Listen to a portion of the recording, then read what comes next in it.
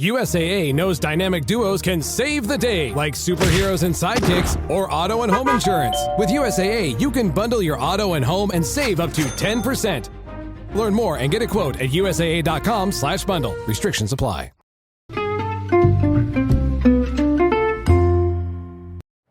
Hi everybody, and welcome to the Dr. Psych Mom Show. Today I'm going to be talking about the in-law relationship, which is fraught for so many. And this comes up a lot in couples counseling, how to deal with in-laws. So I thought I would do another episode on it. I have an episode on it already, but I think that was years ago at this point, now that I've been doing this for multiple years, I think over 2 years. So I will get to that as soon as I tell you to subscribe. My most recent subscriber episode was De-Romanticize Your Life, and I have loads and loads of other great ones if you subscribe. So the in-law relationship is usually, something that people make fun of. It's like known to be fraught and stressful for many. Of course, in-laws can also be a great part of your life. And when people are happy with their in-laws, then they consider the in-laws to be as good as, if not better than, biological family. And there's obviously a range of ways that this can go.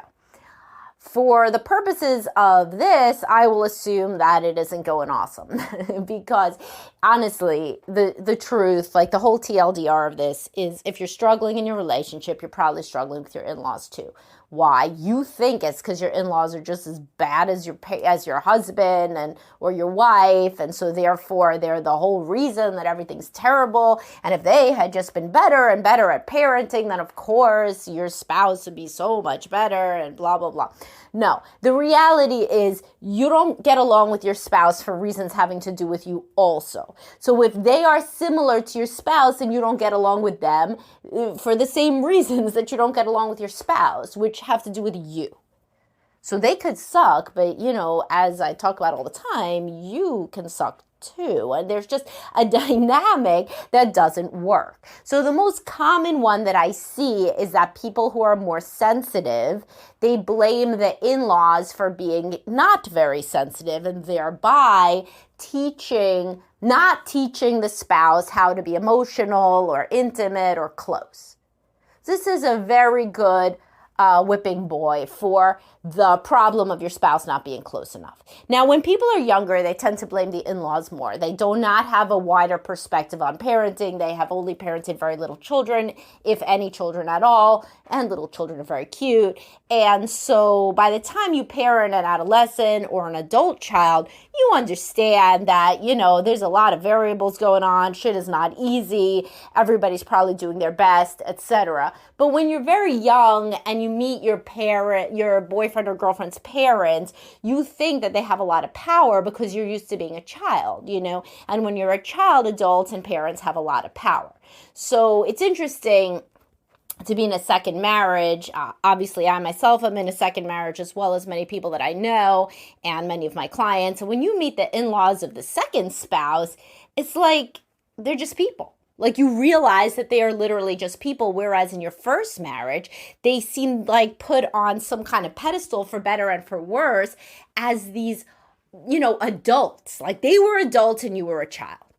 And when you are older and you meet in-laws as an actual adult, having been a parent and been, done stuff in your career, having more confidence, you realize that they're just people. So if you don't get along with them, it's probably because you don't get along with people, and you usually get along with them because they're just people and you treat them like a friend or even a coworker or what have you. But when you are young, and most people meet, at least, the people that aren't divorced meet their partners when they're young, in your 20s, etc. If you're 22, meeting an in-law who's, let's say, 45 or 50, they seem like a real adult with a lot of power, and there then can become a power struggle, and you consider them more important than they are, and you don't look at your relationship with your spouse as even a real relationship almost, 'Cause you just met your spouse and they knew your spouse for like 20 years,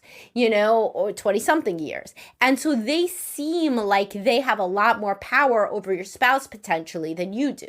And if you're somebody who's insecure, then you are going to feel like they are to blame for everything and they are the root of everything bad. Now, if you are a person who is already struggling in your relationship, then this amplifies the conflict with your spouse because you feel that if they were only different, then they would make your spouse different and your whole life would be easier. And so you see that this is obviously a very dramatic and childlike way of thinking. And when people are around their parents or in-laws, they tend to revert, to being a child because that's what you're used to. You're used to being a child around these older adults.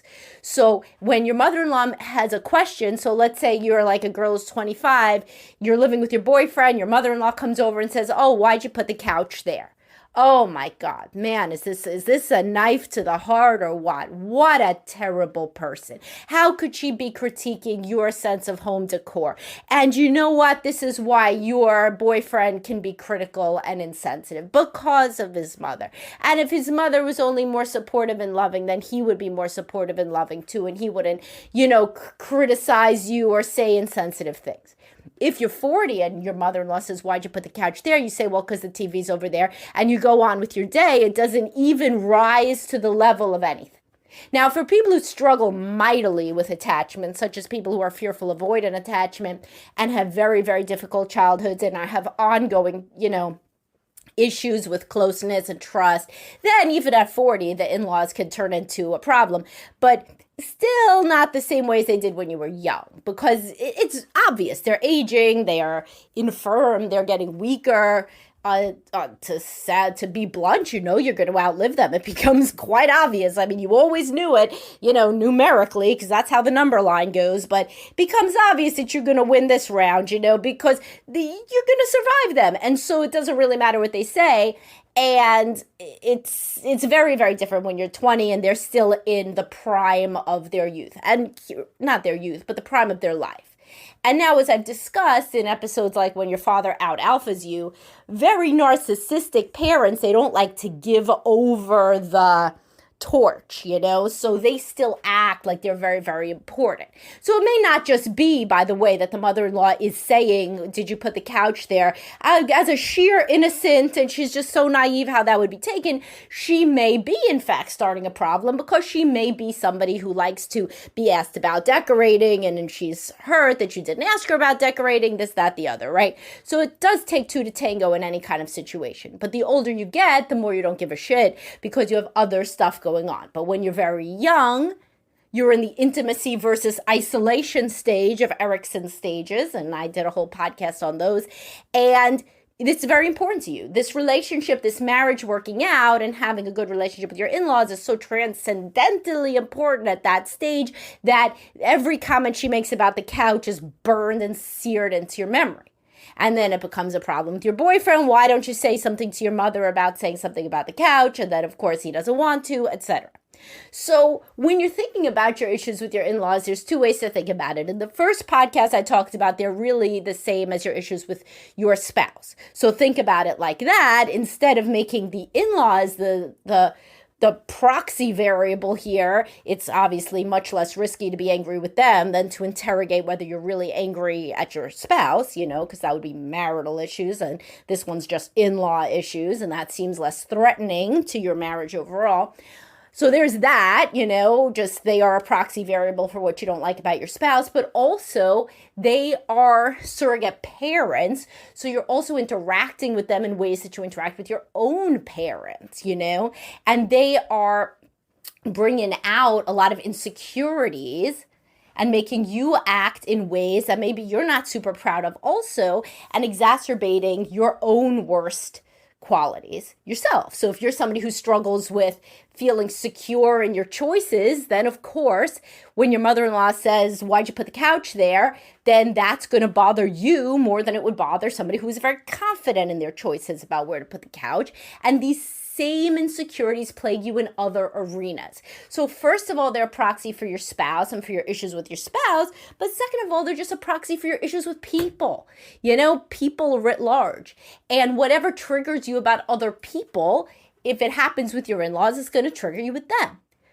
So how do you not take it as personally as you recognize, and I have a whole podcast on how not to take things personally, but you realize that they're just people and their personalities have literally nothing to do with you. Literally nothing to do with you.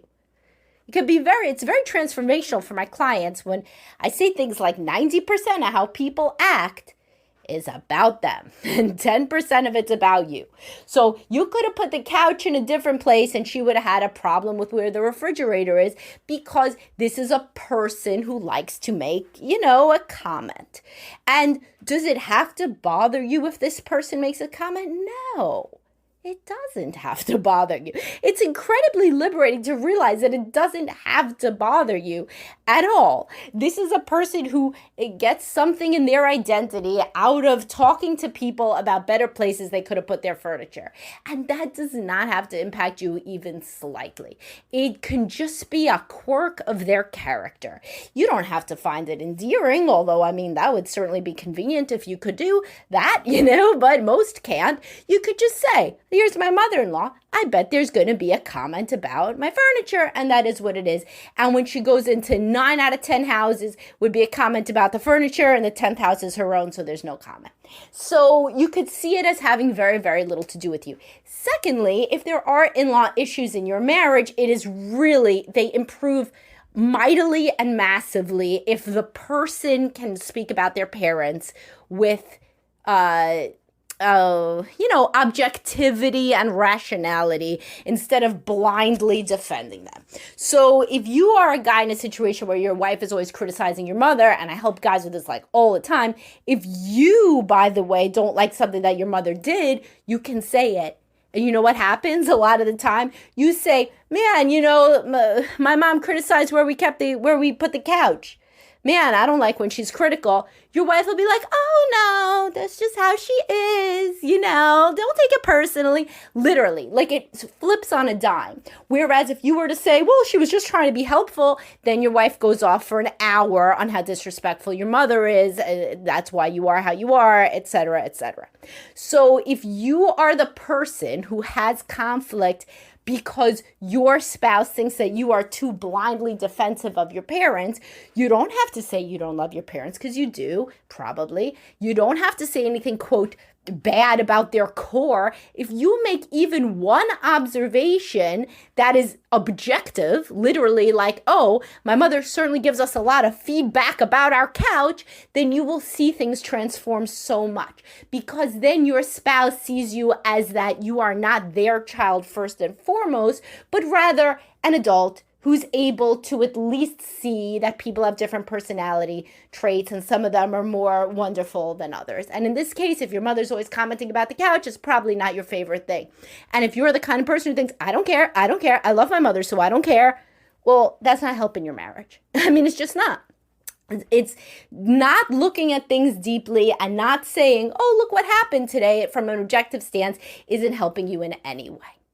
And what makes it kind of worse is that the people who struggle the most with their in-laws, as I'm saying, are the most difficult, are the people who are the most sensitive and can be difficult to be in relationships with themselves. And that could be a hard pill to swallow, but it's true. If you have in-law problems, it's likely that you got problems with a lot of people.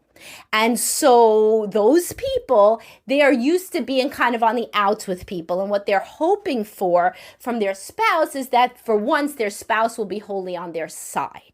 And you can understand why they would like that idea, of course, because they have problems with so many people. If your spouse is making constant drama with your family, then you got to get into couples counseling, right? Before your family is estranged or your kids don't get to see your parents or what have you. But in that couples counseling, just beware, you are going to have to be objective about your parents. you and your spouse have likely gotten very polarized where, your spouse says that your parents are all evil and then you say that my parents are all wonderful to compensate. But the reality is this can only improve if both people grow more objective about your parents.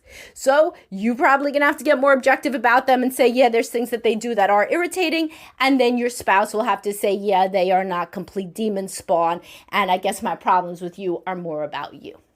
So that's how people actually work through in-law issues in therapy. And the person who has problems with the in-laws at some point, hopefully, will have an epiphany that I guess is kind of similar to problems that they have with other people too. Particularly whoever the personality type is, such as somebody who says insensitive things or whatever, that they handle this less well than the average bear. And that this is a personality type and a pattern that has predated the in-laws. Right? So there's been conflict with other people as well. But your spouse will never get to a place where they feel safe enough to admit that unless you come forward with more objectivity towards your own parents. And there are situations where both people hate each other's parents, but one of them's got to change first. One of them has to grow more objective first, and one of them has to kind of get off the crazy train where all you do is go back and forth about how much each other's parents suck, and then the kids are drawn into it and all of that. And there are situations where grandparents are completely unhealthy and abusive and horrible to the grandchildren, but that is the very small minority. Usually, even a person who is very difficult as a parent gets it together with the grandkids for even a short amount of time and can be a nice, loving, or just neutral kind of person in the children's lives. I've really almost never heard an adult in therapy say, I'm really glad that I was kept away from my grandparents. Oh, almost never. But I have very, very, very, very commonly heard my crazy parents kept me away from X side of the family or X person, and I really wish I would have got to know them. My parent had problems with everybody, which seems to have included their own parents who I never got to know. So just, take that for what it is. And I have posts about that, like grandparents, even when they were bad parents, generally don't mess up grandkids. I have a post about that, and I think a podcast as well. So that is just another point. And if you do struggle with this issue, couples counseling is the way to go. Couples counselors are well versed in in-law issues. I have great people at my practice, Best Life Behavioral Health. I deal with this, of course, myself. I have increasingly fewer and fewer spots, though, so I have great coaches and therapists. But in-law issues can really sabotage a marriage because eventually the person starts to think, oh shit, if I got divorced then I could just go hang out with my family on my time. And then, isn't that the worst? If you hate your in-laws so much you don't want them around your kids, well, keep in mind when you get divorced, man, they're going to be around your kids most of the time, especially at first, because they're going to be helping out while you guys both acclimate to being single. So it's much better to deal with your feelings, to own your part of the dysfunction, and try to be more objective while the other person's also trying to be more objective on the other side, so that you don't get divorced and then nobody has to spend individual time with the in-laws that they don't want to spend. All right, I hope you guys enjoyed this and found it practical and a new way to think about the in-law issue, and I'll talk to y'all soon. Have a great day, guys.